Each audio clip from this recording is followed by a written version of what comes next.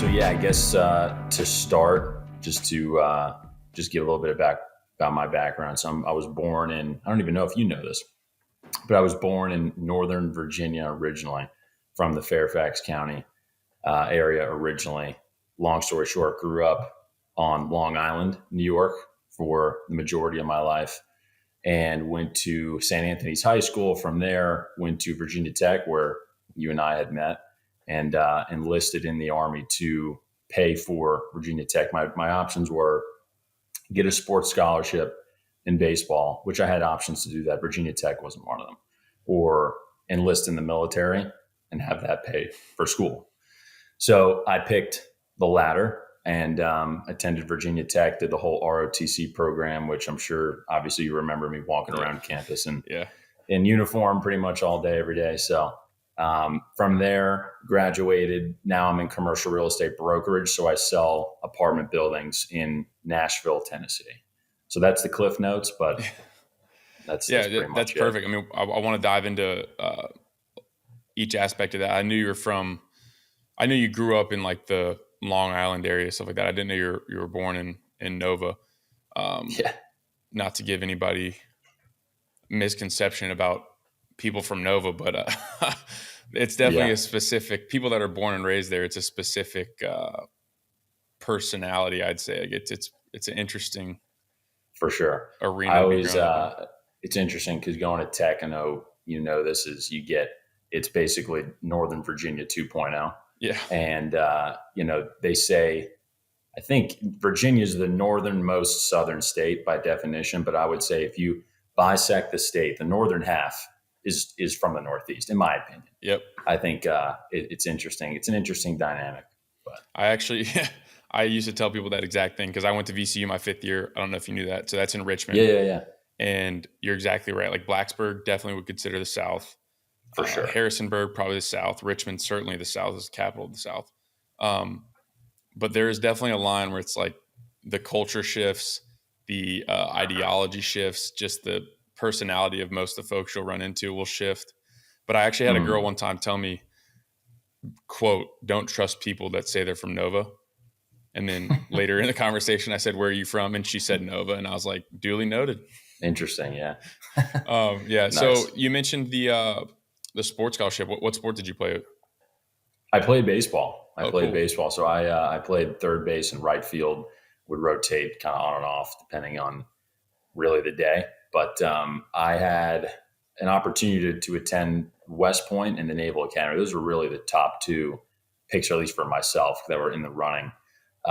Did the whole recruiting trip and went through the whole nomination process with congressional and senatorial and presidential nominations and had a few of those. But at the end of the day, didn't get into the academies, and I just had to have a plan B. And Virginia Tech was that plan B. I knew a few guys there, toured the campus. It was great. I had never been there. So it was an option that I allotted myself, but I had never been to the school because it was a senior military college. So it was kind of an obvious suspect for a second, or a plan B rather. Yeah. So just kind of jumped and ended up at Virginia Tech, and that's where you and I crossed paths. Yeah, man. VT's I want to dive into like the tradition of the ROTC and the core there a little bit more later. But yeah, if you're right field and third base, you must have a pretty decent arm. Because I mean, yeah, for sure. Yeah, I occasionally would come in and pitch here and there. By definition, wasn't a pitcher, but if they really needed me, I'd come in there. Yeah, that's what I would call a thrower. Those people that have a good arm, they'll just come in and throw fastballs. Yeah, exactly. Yep. That's awesome. The ROTC thing, man. So it sounded like since you were looking at West Point Naval Academy and stuff like that, did you grow up in a military household? Like, where did your affinity or interest in the military come from?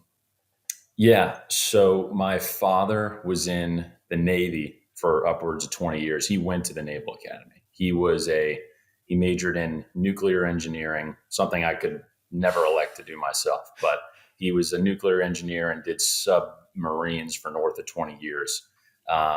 After touring West Point Navy and kind of learning about the branches, the differentiations of Army versus Navy, I wanted to be boots on the ground, just pounding the pavement, doing all the physical stuff. So for me, it was the infantry. So I had enlisted in the infantry. And long story short, to answer your question, I did have a family member who was in the military. I didn't have it's not a generational, longstanding, history in the family. But that was my initial exposure. And then what really got me into it was when I went to the Naval. The Naval Academy was the first recruiting trip I ever went on. It was a week. It was a week at the academy. It was a full immersion. So of course we played baseball. That was part of it. It's one of the big reason why we were there. But in addition, the coaches wanted to make sure each recruit knew that if you attended the academy or any of the academies, you are going to have an expectation to serve actively in the military. So, of course, I didn't mention this beforehand. I knew that, but I knew that going into it. But what I'm saying is, at the recruiting trip, they completely bombard you with a few things. So we're in the barracks. If I'm not, it's Bancroft Hall, I believe, is where we stayed, which is where all the midshipmen stay. And it was the first night. It was 3 a.m. It ultimately was 3 a.m. They had a bunch of drill instructors just breach the doors, flashing strobe lights, screaming and yelling, just wreaking havoc, basically simulating just absolute fucking chaos to show you in real life. I mean, yes, we're here for baseball, but at the end of the day, you will be an active, naval officer in this case upon graduation. So when that happened, when the drill instructors breached the doors and like that sense of chaos, I'm getting chills just talking about it and like reliving it. It was fucking awesome. It was an addiction to be in that high intensity environment. And I'm sure, as you can imagine, after they did that, we had to Superman into our uniforms and run out and do a bunch of crazy shit, low crawling through creeks and, doing all these that I got addicted to that. So I had two options, and it was, run down this route and chase baseball, which, yes, at the end of the day, it's a sport.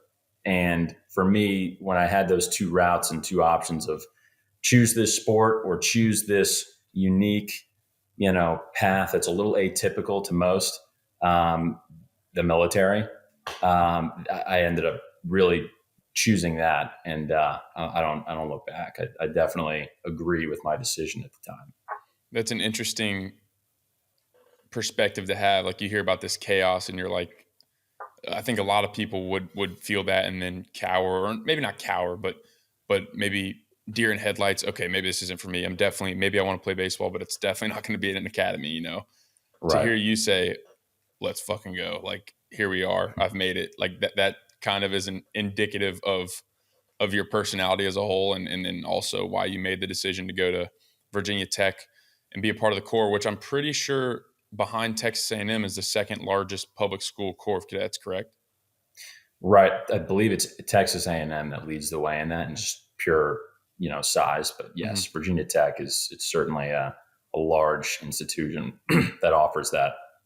How many members of the Corps are there at Tech? Shoot. You know what? Someone's going to hear this and kill me that I didn't know this, but I have no idea. A few hundred. From a I guess a regular student. I was an athlete at Tech, but like from a non-member of the Corps, it was one of those things. Both my parents went to A&M, so I'd gone to A&M baseball games and football games, and I'd been around the campus, and their band is a military band, and it's just a huge military presence there. And I remember walking across the College Station or the Texas A&M campus and seeing people in uniform, like, Dad, what's going on here? And so it was always something that I found really unique. It's like a weird security almost. Like it just feels more traditional, more secure having all these folks walk around in uniform. And so when I went to Tech, I had an idea that they had a Corps, but it really is like from a non-member of the Corps perspective, it's like you definitely notice it. It's a tangible thing that you can feel, for sure. Which I think is so cool. I think it's one of the remarkable, unique aspects of Virginia Tech that made me love it so much. Yeah. I want to say almost every single class that I had, and of course Tech is massive. Almost every single class that I was in, there was at least one cadet that was in that class. Of course, the majority were not. But yeah, I mean, it's a sizable group on campus. You can almost, it's very rare where you would go anywhere on campus and you don't see someone in, camo or, dress uniform. Yeah. There's always someone around. So it's a sizable group. Somebody watching over the shoulder. So you mentioned that you enlisted. So does that mean you enlisted before college? How does that work? Yes. Yes. So I did. So I had enlisted, just like any normal enlisted man, woman, just signed up and in the National Guard. So it was the Virginia National Guard. So I would drill one weekend a month, at my unit, which was in Pulaski, Virginia. So about 45 minutes to an hour from Blacksburg. But yeah, I got a stipend monthly, and that kind of helped me pad the bank account for being a broke college kid, and also worked. I bar backed and all that stuff downtown. So, had a job, did the whole drill thing, the Corps, and then was a full-time student. So kept myself busy for sure. Which is also indicative. I mean, we'll get into what you do now, but your ability to manage a high threshold of work is still something that's the case. So I think that's probably the foundation, or at least maybe it was actually in your childhood. I'd be interested to hear your take on that. Were you always in an environment like growing up with your parents and things like that, where you were being pushed to work and really push the limits of your work ethic? Yeah. So growing up, I didn't have a phenomenal relationship with my father. That's still being mended to this day. But there were decades for where we didn't speak, just did not have a great relationship with him. So my rock was my mother, and still is. She taught me everything of who I am. It's a summation of my grandfather, her father, and my mother. So for a long period of time, just grew up in a single mom household. I was the oldest of three, so I have two younger brothers, and there were some periods of time, especially in high school, where finances were really, really tough. So I just kicked it into gear, was kind of the quote man of the house, and worked multiple jobs through high school.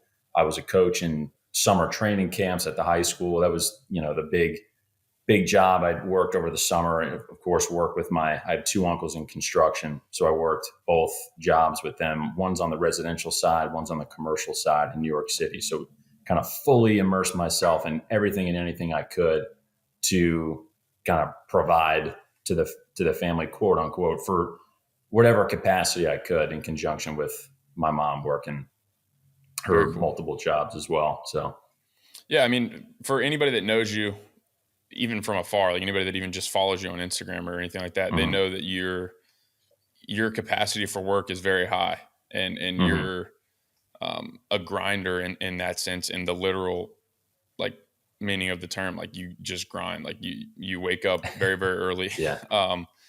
And I just find that interesting how that all kind of stems back from childhood. Obviously it's evident in anybody, once you get to know them, what their childhood brings forth into their adulthood in terms of habits and sort of personality traits. But I think that's very cool to hear you built that foundation out of necessity from a very young age. And it's, at least to this point in your life, it seems that it's been paying dividends. For sure. And I don't know, do you follow Ray Cash by chance? No. So he's a Navy SEAL. I'm sure you follow Goggins and all those guys. So he's just a guy that runs in that circle. And Ray Cash put it in a way where it's mentally, you have to just flip a switch. It's flipping a switch. There's people that have much worse background than I. I'm not sitting here saying I had this horrible background. It's not why I'm here talking to you today, obviously. But there are many people that either have or have not had a childhood or an upbringing that was, quote, bad or good. And both sides of the line, I see people that chose, whether it's in high school, there's always a period of time where they choose to fucking flip the switch. And that's it. You wake up one morning and you're like, you know what? I'm flipping the switch, and this is who I'm going to be today. And this is how I'm going to be. I'm going to max out to the best of my ability, whatever you're doing. working a construction job, selling apartment buildings, doing whatever, doing a podcast, right? Having a business. I know you've started at least one or two businesses, and this is kind of something in conjunction with what you're doing. But yeah, I think it's as simple as quite literally choosing to flip the switch and just being disciplined and consistent with what you choose to do. Yeah. And if anybody knows anything about the military, that's one of Mm-hmm. the things that I've never served. We had a discussion a while ago. I was Yeah. I was pontificating on joining the guard and Yeah. No, I remember. casual insertion of that word. But Mm-hmm. yeah, so the military, like you almost get ordained, like indoctrinated into the art of discipline, more or less. For sure. Yeah. And so if you could speak, like, what was that like in college? Because I would say we both had atypical collegiate experiences. Like being an athlete, Yeah. it's definitely not like a regular. Mm-hmm. It was regimented. We had places we had to be when we needed to be. We had lift six a.m. lift, 3 to 5 times a week every single year that I was there. So that's something that most regular students have really no idea about, and just the general Mm-hmm. structure and stuff like that. But it's different from a military standpoint. So I kind of understand what you're talking about in terms of the balance, like the time requirements, needing to do Yeah. things when you don't really need to do them. But what was that like on your end in the core, Mm-hmm. balancing, like you said, jobs, the guard, schoolwork, Mm-hmm. having a social life? I know that you weren't just like a recluse. So like, what was that like balancing that? It boiled down to an immense amount of time management and just prioritization. So the Army, at if you were in, of course, the Corps is like this broader term that encompasses everyone that had a contract with either Army, Navy, Air Force, Coast Guard, etc. So under the umbrella of the Corps, there were those pillars of the military, right? The branches. So the Army, we PT'd, or we trained physically, physical training, every Monday, Wednesday, and Friday, barring that you had a certain PT score. Navy, someone's going to kill me if I botch this, but I think they did it twice a week. So those losers did it one day less, Tuesday, Thursday.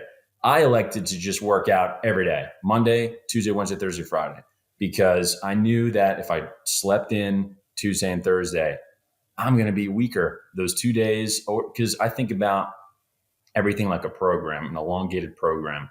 So if I, in theory, I'm at school for 4 years, I do this for 4 years, right? So if I work out every single day for 4 years straight versus 3 days a week for 4 years straight, that number at the end is going to be massively different.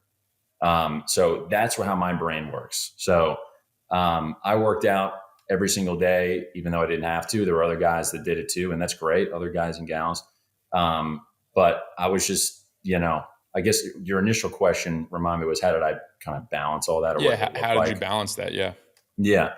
So I guess a typical day for PT, if you're waking up, is about 4:15 to 4:30. You're waking up, you're outside by 4:45 in formation for about a 15-minute stretch. 5 a.m. we're starting. So call it, your day starts at 4:15, 4:30. You're PTing for an hour, 2 hours, depending on really the workout for the day. Of course, classes in college, earliest you're starting at 8, going all day. Um, and I also bar backed downtown. So I guess the answer to your question is it's a balance of prioritizing everything and then also just time managing. I was not the guy that did Thirsty Thursdays all the time and Taco Tuesdays downtown. It just wasn't me. Did I do it? Sure. Was it a habit? Certainly not. I just had, because, I didn't have a mom or a parents paying for college, right? I didn't have that safety net. So whether you have a safety net or not, you just have to pretend like you don't and operate accordingly. So that's kind of how I got through all that. I don't know if that answers your question, but just prioritizing things as well as just time managing. Those two in conjunction is kind of what allowed me to do all those things. Yeah. And that makes total sense. And that reminds me of Jocko Willink's, one of his laws of combat is prioritize and execute. Have you ever read his book, Extreme Ownership? I have. It's been several years, but Yeah. it's a great book. But he basically talks about that. It's just prioritizing what you need or desire to do, and then executing Mm-hmm. on it. So once you have those priorities in line, um, I think it just makes it so much easier. Not that it's easy, but it's Mm-hmm. easier, because I think somebody with that much workload, like you're mentioning, if you don't prioritize and execute, you would just get drowned. For sure. And just distractions, right? Like there are so many distractions in college. Like, this fraternity's having this party and, these girls are throwing this party and all these, I got this text to meet them all downtown and whatever. Like there's a million different distractions that you have in college. And of course you're on an island, wherever you are in the country, these Yeah, college cities are like secluded from everything else. So you're just in this bubble of, potential distractions. yeah, So, that's a great way but to I'm a put it, big man. proponent of writing things down as well.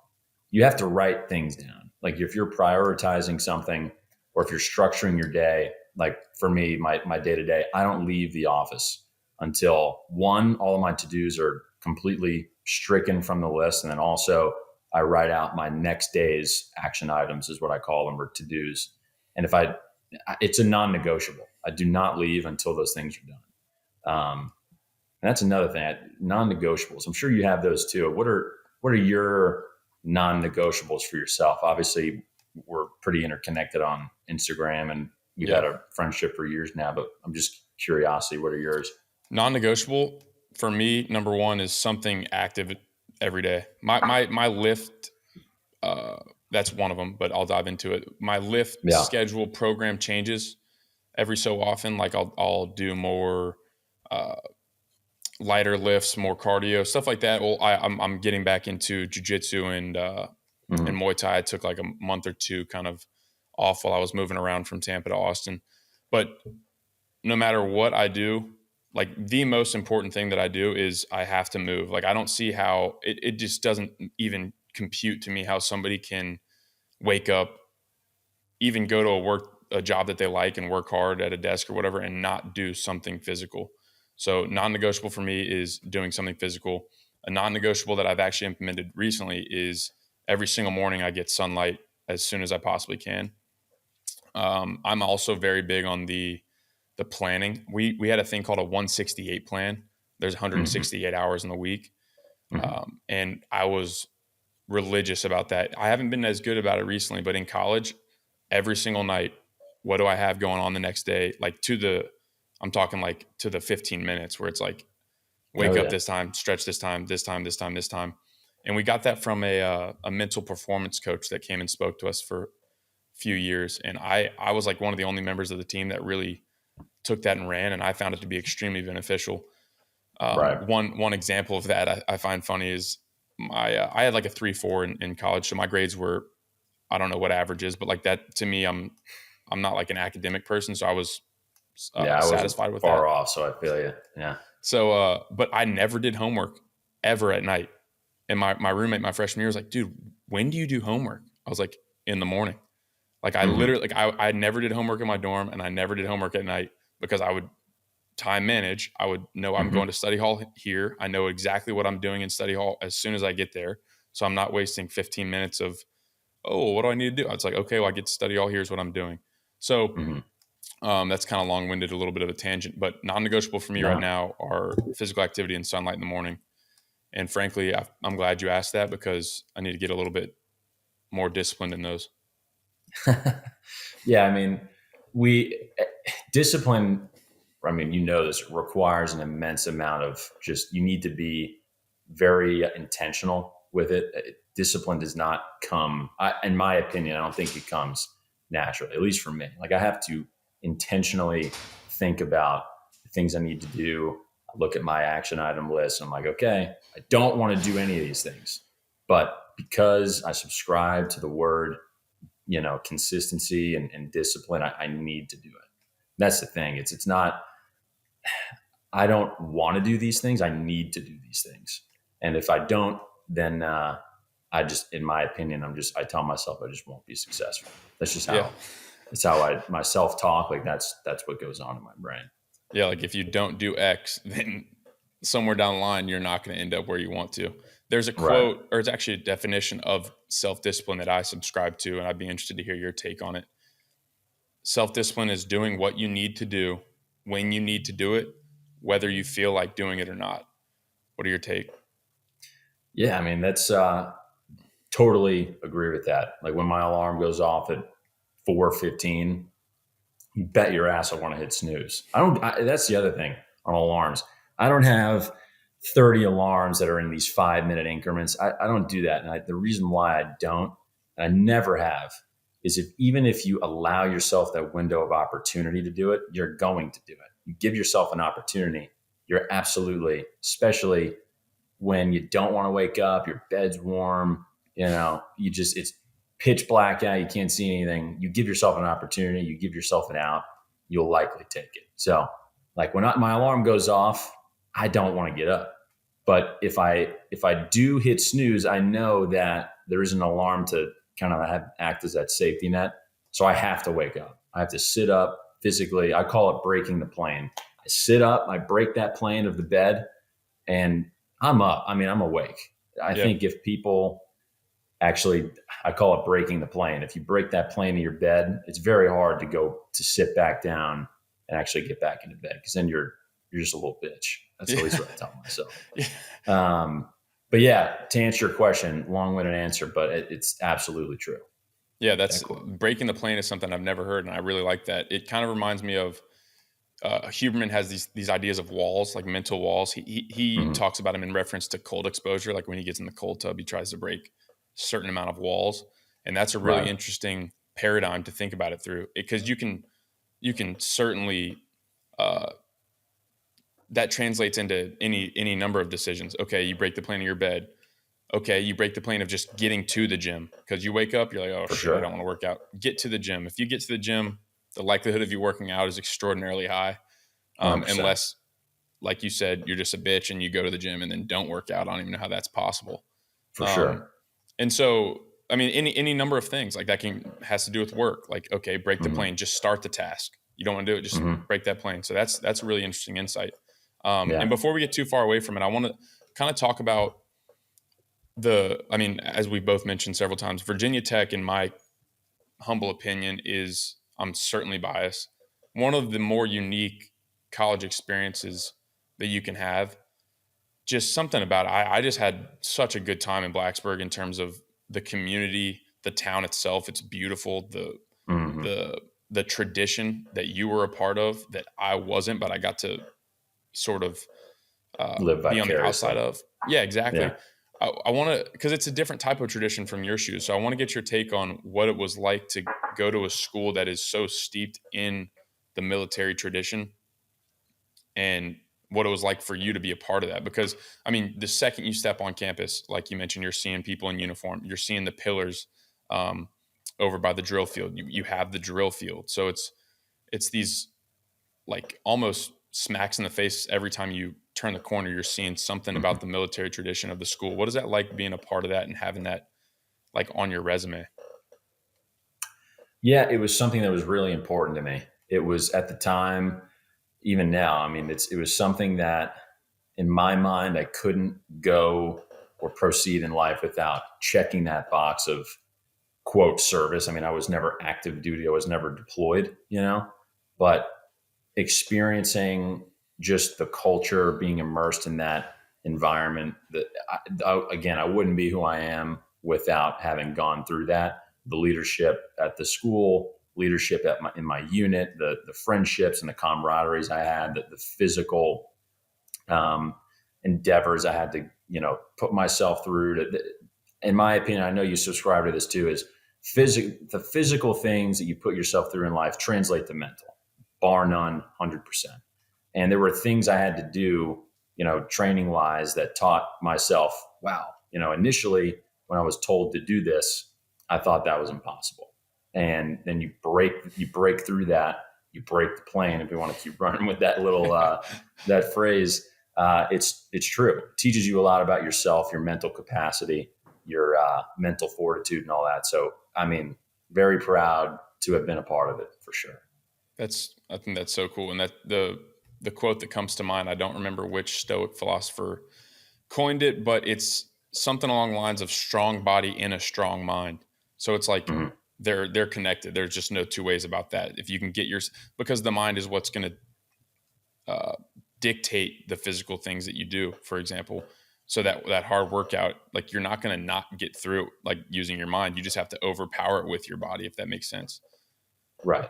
That's Yeah. what Like I believe, at least. the way I thought about it is like, okay, if I do this physical endeavor, whatever it was, will I die from it? Likely, probably not. So it's like, all right, well, what do I have to lose? I'm gonna be really sore the next day. I might, roll an ankle or whatever it is. I mean, I think people just psych themselves out Will I die from, from it? Probably not. Yeah, yeah. I mean, it's just, yeah, it's that it's simple. kind of a ridiculous question to ask, but it's kind of how I thought about it. I mean, it's ridiculous, but it's insightful, because so often we like freak ourselves out, like psych ourselves out, like you mentioned, and it gets to the point Yeah. where we create these like insurmountable boundaries. When you break it down, you're like, the literal worst that can happen is, like you said, I get an injury that will heal. And I mean, I guess not dying like would be ideal too. Like I don't, I'm not really trying Yeah, to no, die, for sure. I mean, you can apply that to anything though. It's like going up to a girl at the bar. I feel like nowadays in our culture, it's all these apps, right? Like you're Mm-hmm. swiping on whatever dating app it is, or your friends are just through these applications, and you really don't. People are just, in my opinion, our generation is not.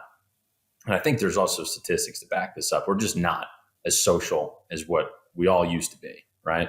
So if you're going up to a girl at a bar, like what's the worst that can happen? She tells you no, or the inverse of that. Like you go up to a guy or whatever, like what's the worst that can happen?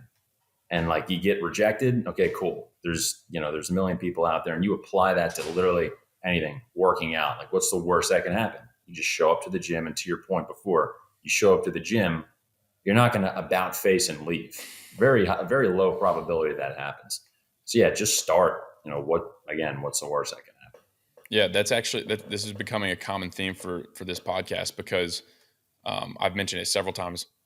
One of the things that my dad always says is, what he literally says, like he's told me that in several pivotal points in my life, where he's like, what is Yeah, the worst that could happen? And then I step back and think, and I'm like, oh shit, it's really not that bad. And then you right, just move forward. So what is the for worst that could sure. happen is a phenomenal filter, in my opinion, for decision making. Yeah, and I feel like it's not a natural knee jerk question that most people do, because I think most people are risk averse. There aren't, I guess, on a percentage basis, there aren't that many people that are willing to take certain risks in life. And I feel like the ones that do take the risks, a common question, it seems, that always comes up, maybe you're saying it's a theme on the podcast, which makes sense, is what is the worst that happens?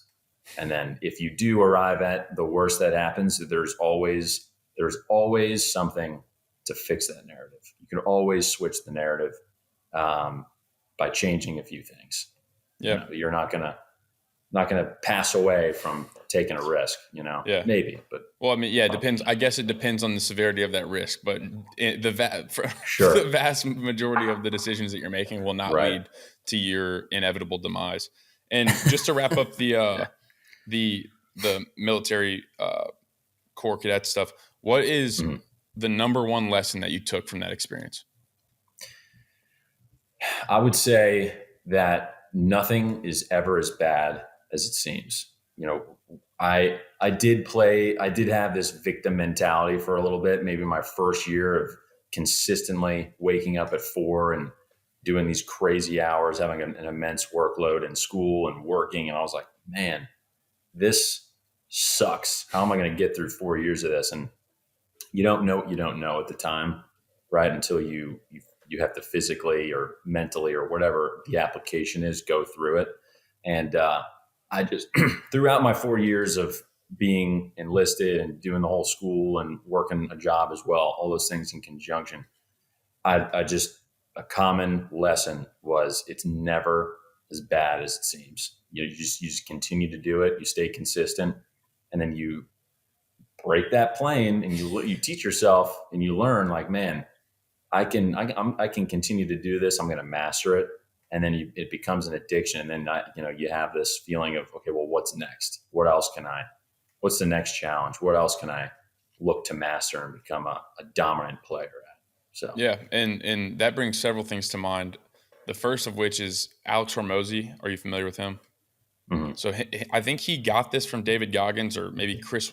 There's like a weird trilogy of people that this came from, but basically, it's Yeah. confidence is not like something you shout in the mirror. You don't gain confidence from shouting in the mirror. You gain confidence from building up a undeniable stack of proof, and that's exactly what Mhm. you just mentioned. So you do one hard thing that you think is, oh my god, this is impossible, and then you come out on the other side and you're like, wait.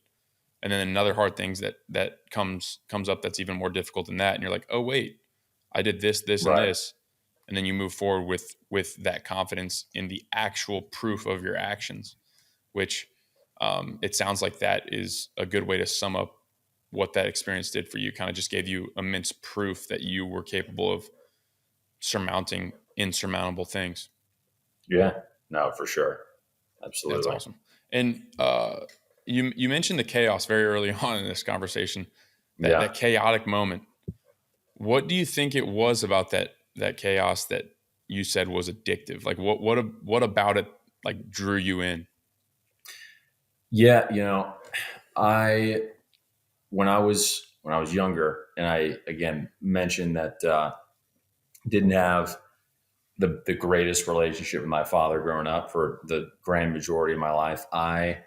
There were some chaotic moments growing up where I was kind of forced into that life initially, and some drill instructor yelling in my face was nothing to me at that point in my life, because I knew what I went through early on in life, and I just had a chip on my shoulder, and I knew what I went through in my personal life, and then I applied it to just being competitive, and having some guy in a uniform, not to downplay who they are, but in my mind, that's just what was going through my mind. This guy I don't know is trying to intimidate me, and it's like, good, fucking keep trying, man, keep trying to break me, because I'm not breaking, no matter what you say, no matter how loud you get, no matter how many of you are sharking me, telling me what to do. Like, bring it on. Like, that was just and that's who I am today, just with anything competitive. That is the mentality that I have. And I know you share that sentiment with, what you do, especially like jujitsu. Like, I'm sure it's like, let's do this. Yeah. And anything, I think any real competitive individual, that's just how they think. How Yeah. they get to that mindset, each person's different, but Yeah. I think it kind of harkens back to what we were just talking about in terms like the proof. Like you had already had these chaotic environments that you had handled. Whereas mhm, for somebody who comes from like not that it's any fault of their own, they're just a less chaotic environment growing up. They get in that mhm. situation at the academy and they might freaking freak out. Right. But you're like, okay, Right. dude, like, let's see what you're about. It's almost like Yeah. a reverse The of the cat and test. It's like mouse. they're trying to Yeah. test you and it's like, let's see what you're about to the drill Yeah. instructor. Right. You might get in trouble for Yeah. that, but that's Not anymore. yeah, not anymore. That's funny. So I was scouring your LinkedIn, man, and you Mhm. got a quote on there. It says, "Suffering equals freedom. It's not an obstacle. It's an opportunity." By Steve Weatherford. What does that mean to Mhm. you? So it's kind of the theme of kind of what we're talking about is you and my CEO of the company I'm with now, Kyle Matthews. He always says this, and it's so true. Pick the hardest things that you deem, the most difficult things in life, and just run towards them, not away from them, run towards them, and become a master at whatever those things are, and master, the quote fear that you might have of those things. And that, I mean, again, I couldn't subscribe to that sentiment anymore. And that quote ultimately says the same thing: is, you know, suffering, whether it's physical suffering, mental suffering, or just, if you want to use a different word instead of suffering, or just hardship, right? You need to endure those things, because that's what molds you as a person, physically, mentally, whatever it is. So, I mean, I need things to be difficult in my life in order to improve as an individual.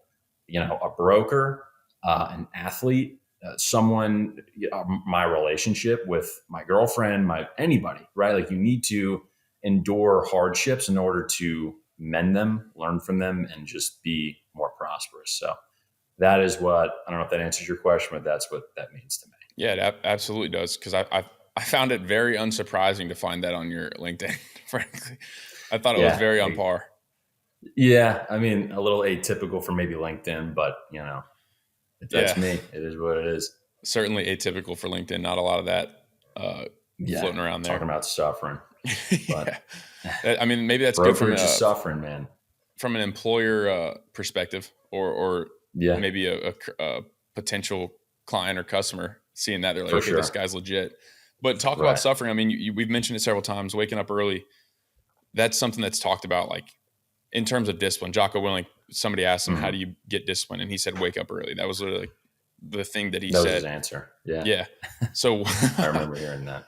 so were you when you were in high school? Was that something that you did? Like, did you wake up earlier than most folks, or was it kind of when you got to that the to VT and you had the core stuff? Hey, here, buddy. Sorry, my dog is saying hello to me. But You're good. no, I mean, in high school, I mean, it's all relative. So in high school, I might have woken up at maybe 6 or 7. Yep. Of course, played sports in high school, football and baseball. But again, it was all relative. I wasn't. I'll tell you, I wasn't 4 a.m. in high school again because you don't know what you don't know, and it's all relative at the time. But I'd say that switch was flipped in college. But yeah, I mean, I wasn't who I am by definition, or the genetic makeup of my being was not who it was in high school. Yeah. So Luke, he's in investment banking, and he's a grinder in the sense that he literally, like, he'll wake up, goes and work out every single day. Doesn't matter how he feels. Doesn't matter what's going on. He gets back from the office at hours that seem insane to a lot of people.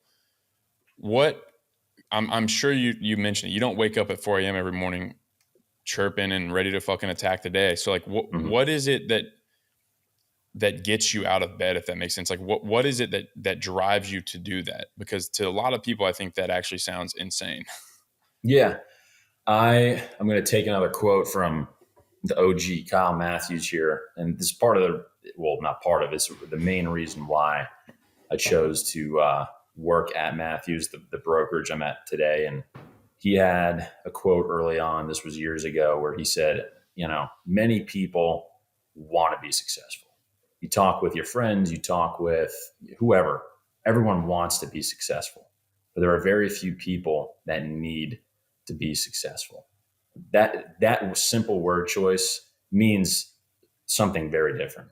And for me, I just have this need to be successful. Like by definition, what I want for myself and need for myself is to be the most dominant multifamily broker in the Southeast, at least the state of Tennessee for sure. And in order to do that, the number one thing that you control is when you wake up and the time you allot yourself to be active and productive during the day. So, I choose to wake up at 4:15 every single day and work 7 days a week. Like I texted you before, I was running home from the office to get home to get on this thing. So, I mean, that's just every single day. I don't know if that answers your question, but It does, absolutely. Well, and also thank you for taking that time, man. I mean, I know that yeah, no, you're busy, so for it's sure. cool to be able to talk to you. Yeah. You've mentioned, it's obviously you've mentioned several times, brokerage. So, what was it about? I mean, we were, this actually how we met. We were in real estate development class, I believe. I think it was like real estate 3014 with oh, I can't remember her name. She was a good teacher though. Yeah. But yeah, so I Yeah. mean, Yeah. I always remember, like, you came in, you were in your uniform, always squared away, well put together, asked good questions, and I could just tell you had your shit together. So it was kind Mhm. of like that's probably what instigated like the interest in Yeah, fostering a friendship. But for that's kind sure. of irrelevant to what I'm going to ask. Is so Yeah. basically you're a real estate guy at Tech. Was that what you majored in? So originally it was industrial systems engineering. So I started down the engineering path because, it's like, oh, my dad was a nuclear engineer. So I can try to dabble in engineering, and hated it. It was just not my personality wise, what I wanted to do with my life. It just was not the move for me. It was not Yeah, something that I should have been doing. And yeah, I switched to real estate. So yes, graduated with a real estate degree. very cool. And so right out of the gate, were you looking at brokerages So out of yeah, college? it's actually a funny story with that. So at the career fair, our career fair, I'm sure you noticed, but when they send out the attendee list, you had a filter of salary or commission, right? And then it would populate the employers that were attending that were salary or commission. The only option for commission on the list was Matthews Real Estate. I'm like, man, this is the company I'm working for. So I forget the date, but it was at the basketball stadium. It was the real estate fair at the stadium. And I showed up like an hour early, was the first guy right where the doors open, and I was the first person to walk in there and be at the Matthews booth, and the rest is history. So that's kind of how I entered the Matthews realm, I guess. Did you go to any other booths? After that, I just to be courteous, kind of walked around and I honestly just wanted to see what else was there. Cushman and Wakefield was there, and a few others, but they were more so recruiting for their salaried positions, maybe property management or something like that. But I knew that after college, I was going to do something in sales, which was a commission-based job, obviously, or just get into business to some capacity, start my own business or something like that. But I figured the lowest risk opportunity that I could take is just jump on board to someone else's existing business and just be a 1099, mm-hmm. and just get into brokerage that way, since I had that real estate background in school. What was it about the commission that drew you in?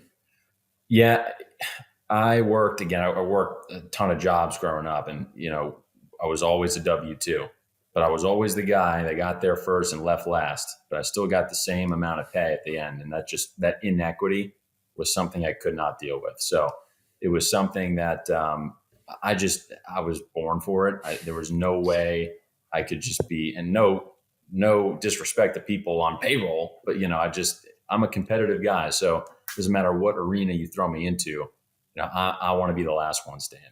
And and brokerage and something in the commission or sales realm, I felt at the time that was the best way to roll my dice.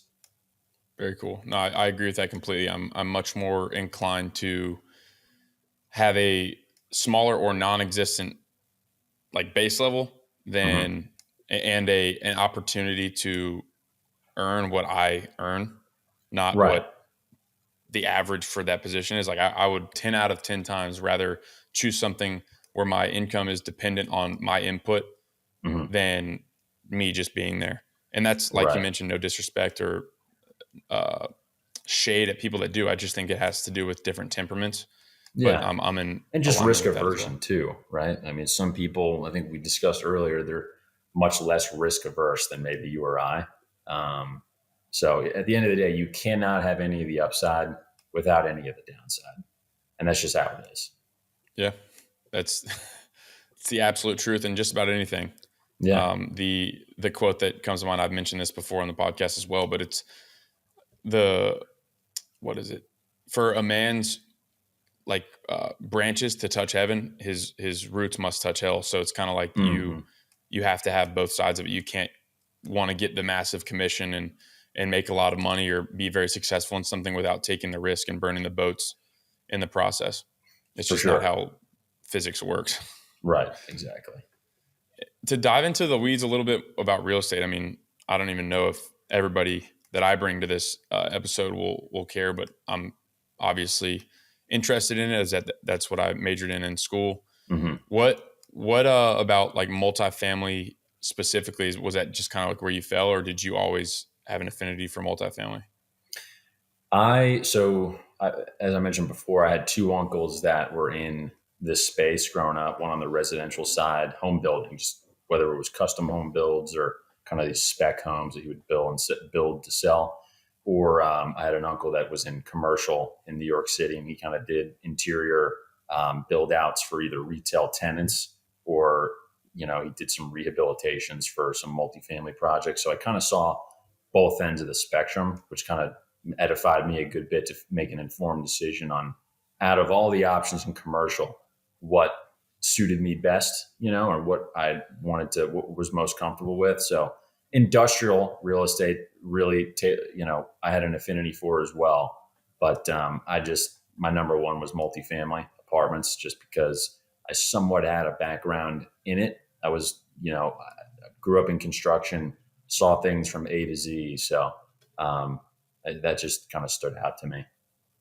Yeah, multifamily is also a pretty good spot to be in, especially in a town like Nashville, man. It's For a sure. it's a booming For town. You were sure. in Atlanta for a little bit, correct? I was, yeah. So about 4 or 5 years ago, we didn't have a Nashville office. So I started in our Atlanta office in Buckhead, right off of Peachtree. One Buckhead Plaza is the office building, but started there. I was one of three guys in kind of the Southeast, kind of spearheading the Southeastern front. And then Kyle made the announcement that our CEO, sorry, I'm using like this first name basis, like everyone knows who the hell he is, but Kyle, our CEO, he announced he's moving from Southern California and he's planting his flag in Middle Tennessee and Franklin, Tennessee, which is just south of Nashville. And, he wanted some guys to come start that office with him. And I was one of the guys that jumped ship from Atlanta to start my own book of business, if you will. No one's ever done it. We had zero track record in Tennessee, really at all, especially from an apartment perspective. So I took that risk. It's like, man, there's an immense amount of upside if I endure this downside early on. And long story short, that's what I did.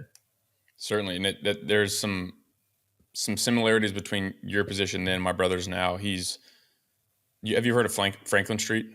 Yeah, yeah. So he's basically just on the ground floor of an office, sort of the same type of scenario as you. Like it's massive upside, very little connection, very little business in the area that he's starting in right now. But like you mentioned, it's one of those things, you put your head down, you stay the course.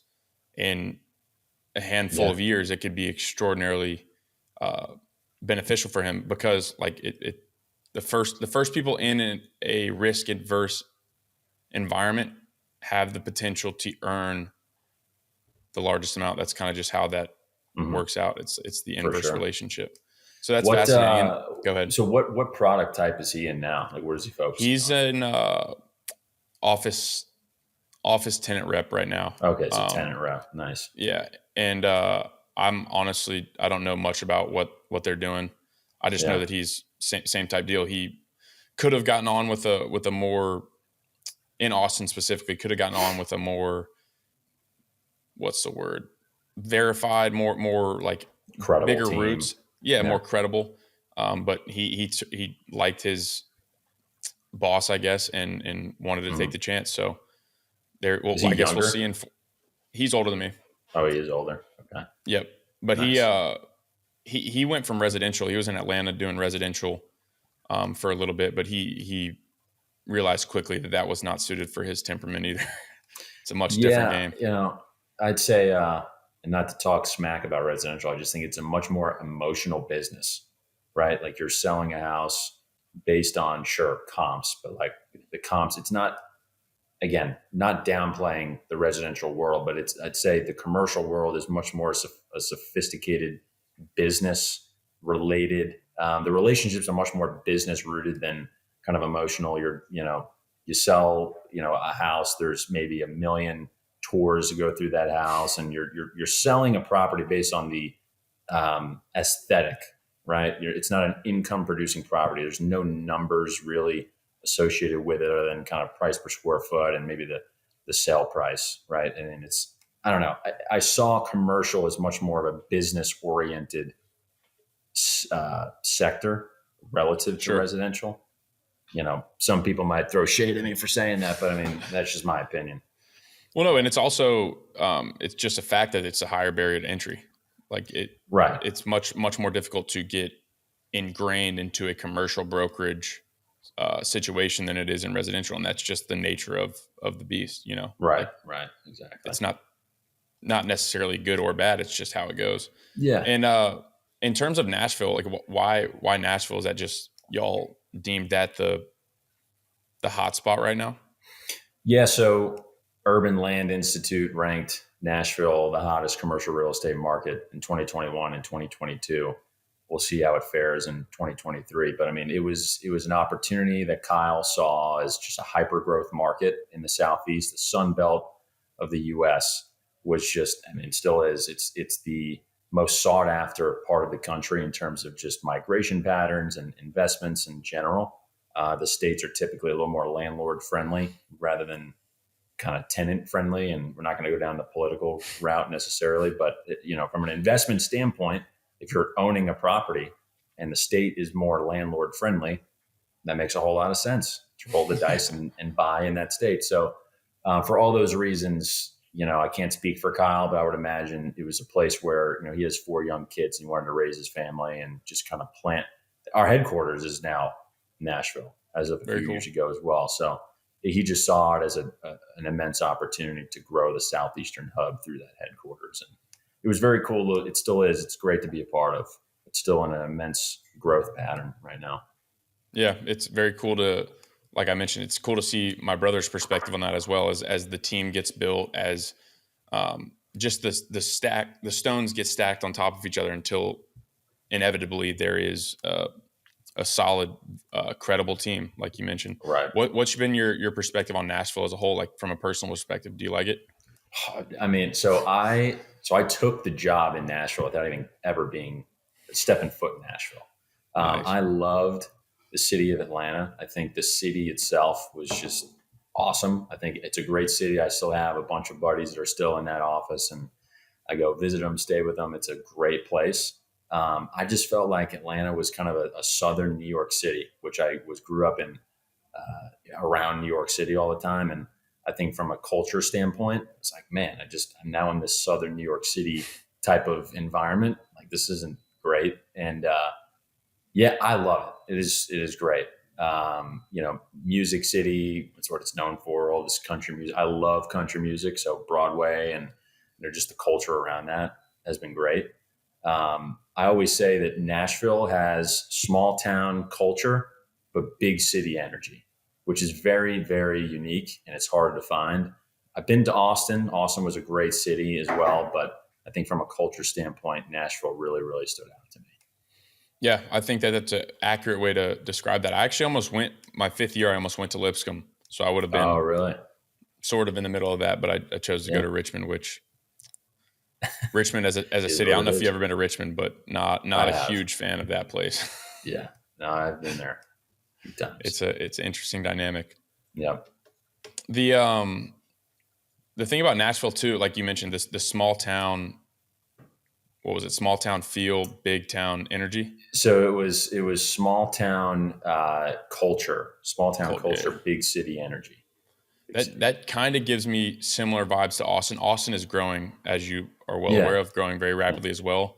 But it's a little bit more eclectic in the sense that it's like there are people from everywhere coming to Austin, and it's a little bit more of a mixing pot in terms of just, it's not like one distinct culture, I feel like, but you go to Nashville and it's like country music. That's the first thing that I think of, at least.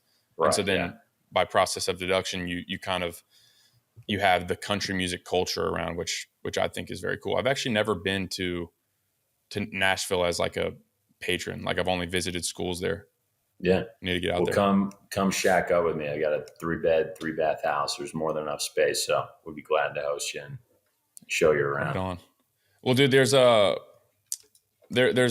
as you may know, there's a theme for the podcast. It's called the Tyro experience. I don't know if you know what Tyro means. I read your post recently. It was less than a week or 2 weeks ago. You put something up. Very recently. Yeah. That kind of summed it up. Yeah. It's a novice or beginner, stems from Latin word Tyro, meaning young soldier. And what it means to me, the reason I chose the name is because I feel that very much so we're all young soldiers, and in the sense that we're all in an arena. We all have these battles that we're fighting. We're all in these arenas. And a Tyro is somebody who's in that arena, and like we've mentioned several times, is going to stand up, stand strong, look the enemy in the face, and fight. And so the question that I like to ask is, what arena are you in? Like, what battles are you fighting? And this is, I'm not trying to direct you anywhere. This could go wherever you want it to go. But what arenas are you in at the moment? Yeah, I would say the here and the now, the arena that I'm in is Nashville multifamily brokerage, and that's the battle I fight every day. Obviously, I'm not the only guy that does what I do. I'm leading a team of about 4 or 5 guys now and gals. one female on the team. And I mean, that to me is the arena that I'm in, where I, as the leader, am trying to instill the same, all the things, all the attributes that we've talked about thus far, and trying to pass the flag down to, not down, I don't want to talk like I'm this figurehead, but across to the rest of the team, right? And delegate all those things so that they can duplicate that and we can all dominate, right? So for me, it's the arena is to be the most dominant broker, at least in the state of Tennessee, if not the entire Southeast. So that's my answer to that. It's definitely just what I'm doing now in brokerage. Very cool. It's cool to hear that you're in that arena. You're in the midst of it, and at least from afar, it seems that you're progressing very, very effectively in that battle. I mean, because I remember like hitting you up when you were in Atlanta and stuff like that, and then you moved to Nashville, and slowly and steadily seeing you really pop off, for lack of a better phrase. So it's been cool to see that growth. For sure. No, I appreciate it. That means a lot. Now, the consistency that you mentioned very early on seems to be the commonality, like just putting your head down, working 7 days a week, doing what you need to do. For sure. I mean, that's any person that elects to call themselves a high performer. There's these commonalities that we all share, and it's that, it's when you wake up, and it's how productive and consistent and disciplined that you are throughout the time that you allot yourself in the day to be successful and just chip away and lay bricks. Because I think a lot of people, especially in our culture and our generation, everyone's looking for this get rich quick or, get successful quick, whatever your definition of successful is, scheme. And that is just not how things work. Real life, I mean, as you know, it hits you in the mouth hard, and life doesn't care. It's nice to have a safety net maybe, and have, friends, family that will give you that safety net. But, the way I operate is I don't give myself a safety net, and I'm just maxing out to the most that I can every single day. And again, I think that's a cultural thing. Hopefully we get out of that. I think it's important for guys like ourselves. And I think it's great that you took the initiative and you created a platform to have, myself and other people. I've listened to a lot of the episodes, and you're still in the very, the inception phase of this venture, but it's important to have a platform where we can all talk about stuff like this. Cause I think that this narrative that we're all talking about gets lost and suppressed in society, especially I think in our generation. That's my opinion. Could be wrong, but I'm pretty firm in my belief in that. But I think it's great what you're doing. Well, I appreciate that. Yeah, man. The whole concept of it to me is exactly that: teasing out or just having conversations with, like you've noticed. I'm sure this is not like a 1 question, 2 question, 3 question. Like just go down the list of questions. Super structured. That's just not how I'm. That's not how I like to converse. That's not how I like to learn either. And I think it's more digestible for people that are not you and I, the people in the conversation, for people that are listening, for people that are hopefully gaining value from it. I think it's easier to relate to the guest like yourself when they have the background, when they have a more free-flowing perception of you, as opposed to just being like a list of questions that I ask you and we just crank through them and then go on. So I appreciate that. This has been a lot of fun. I'm certainly in the inception phase. I know very, very little about the podcast game. It's kind of remarkable, actually. Yeah, it's crazy. I have a few friends that are doing this type of thing. Not many at all. It's certainly less than 5, but I mean, it's a great concept for sure. I think it's definitely going to take off. I think it's important to have, because again, I don't watch the news. I think it's I'm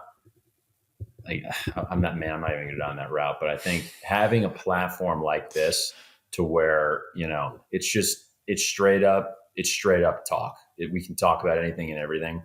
I think it's going to take off for you for sure. I think you're at least starting it right. I don't know anything about the podcast game, but this is neither do I, dude. Yeah. That's why what was it? Tyro. That's why you're throwing that out there. I think, isn't that the name of the brand that you started? Yeah, it's a Tyro's experience, Yeah, man. That's the whole point. exactly. Like I really do believe this. Like I genuinely believe that we're all Tyros in the sense that Hmm. even once you become the most dominant broker Hmm. in the Southeast, you will have new battles to like. It's not this one battle you fight, you win, and then you're done for the rest of your life. Like you will Right. continuously, in my opinion, if you live a good life, you will continuously have those battles that you're fighting that you're new to. Like you're going to be in a new arena. So say you get a team of 20 people, that's going to be an entirely different arena than a team of 4 people. Say Right. you have an entire company, that's an entire different arena, and that can Exactly. be applicable to any aspect of life. Yeah. No, it all scales. Like if you, yeah, exactly. I mean, I'm the type of guy I'm not going to hit the submit button or turn off my need and desire to be successful. And it's that those hardships are going to scale over time. And yeah, that's for anybody, whatever they're doing. Yeah, and last question, then we can wrap it up. I always find this fascinating. This was what was coined the $1 million question to me when I was an athlete at Tech by that Mm. mental performance coach that we were talking about. He Hmm. said, if ever you get the chance to talk to somebody, ask them the $1 million question, which is, what do you know now that you wish you knew then? And then uh, in this context, could be like when you're graduating college, what do you wish you knew that you know now? I would say it's kind of corny, but like it distills down to the discipline, the word discipline. And I think everyone has their own interpretation and experience with that word. And again, it's all relative at the time. And I think in high school, the most important thing to me was the sport of baseball. That was my thing. And I just didn't have enough discipline back then to really, get eyes from, the top 25, big time schools and whatnot. And even today, I'm still trying to master the art of discipline. And you can never have enough of it, because at the end of the day, there are, I fail every single day, right? Like you cannot be 1,000% successful in everything you do every single day. It's impossible. That would be by definition a perfect human being, and I'm not. We're all fallible. So I would say mastering the art of discipline more early on, I think it would have just expedited my success in everything. And I think maybe other people would have a similar desire or sentiment. But yeah, it's something that I think no one will ever be able to fully master.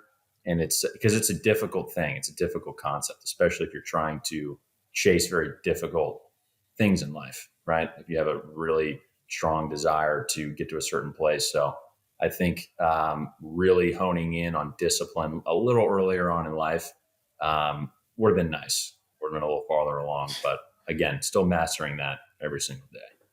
Yeah, and that uh, the term you use, or what'd you say? No, you can never have enough of it. Yeah, nobody ever did what they said they were going to do too many times. It Hmm. wasn't like there's never Exactly. been a person who was too true to his word or his intention. So Right. I think that's awesome. That's great advice, man. And I also like the idea of the art of discipline. I don't know if I've ever really framed it that way, because it is an art. It's not a science. It's not No. Yeah. like some just XYZ thing. Like there's subtleties, there's nuance to it, but it is also, like you mentioned, it's a battle that you're going to be fighting for the rest of your life, hopefully. And I For think that's how sure. you get the most out of life is trying to Absolutely. fight that battle. Yeah. Well, dude, right on, man. Any last words? I mean, I don't know if you got any social medias or anything you want to plug or anything like that. No, I mean it's pretty easy. It's just my first name, last name, Austin Tomaiko. But yeah, I mean, no real. I have no like dropping the mic, quotes or anything. But I think I just want to commend you for what you're doing. I know it takes a lot of courage to just start some brand and just see where it goes, and also just be very outward about what you're doing. I think a lot of people, they run into the wall where they're like, man, I have to post this. People are going to see this and judge me about it. Like I can guarantee you, and I know you know that there's people judging you for what you're doing, but Yeah, I commend you for what you're doing, because it takes a lot of stones to do it, and it's a risk at the end of the day that you're running, and it could completely fail. And I also know you know that, but I also know that you're going to bet on yourself a million times out of a million times. And, I'm excited to see where this all goes. I So really I appreciate that, man. appreciate, yeah. And I appreciate you having me on. It was a lot of fun and also catching up. We haven't Absolutely. had much FaceTime recently, Yeah, but, dude. It's one of the coolest things. I was talking to a guy. He's going to be the first recurring guest, and it was literally just a month in between our first and second conversation. And he started a brand and uses social media, and his company has blown up in literally a month. So it was oh, just cool really? to see. Yeah, like he 2x'd his following and his growth essentially in a month. And Hmm. I was telling him, I think that's one of the coolest parts about this. Um, when like inevitably when I have 100 episodes and I have a certain amount of Right. growth and I have a certain amount of people, like hopefully we can do this again. The second time you Yeah, come on, you'll be in a completely different position, and it'll be cool to like talk about your growth from yeah, that point on as well. for sure. Absolutely. Would love to chop it up again. Maybe in person, maybe in Nashville. Yeah. Yeah. I could set something up. We got enough room Right to on. do it. So, Good deal, man. Well, I really appreciate you, man. yep. Likewise. It was a lot of fun. I appreciate it, man. And with that, I hope you all enjoyed the conversation with Austin. His uniquely refined and robust work ethic and ability to articulate skillfully lead to perspectives and ideas that I think are certainly valuable enough to ponder and enact in our lives. I really enjoyed the conversation, and I hope y'all did too. Thank you for being a part of the Tyro experience. Until next time, stand firm in the arena.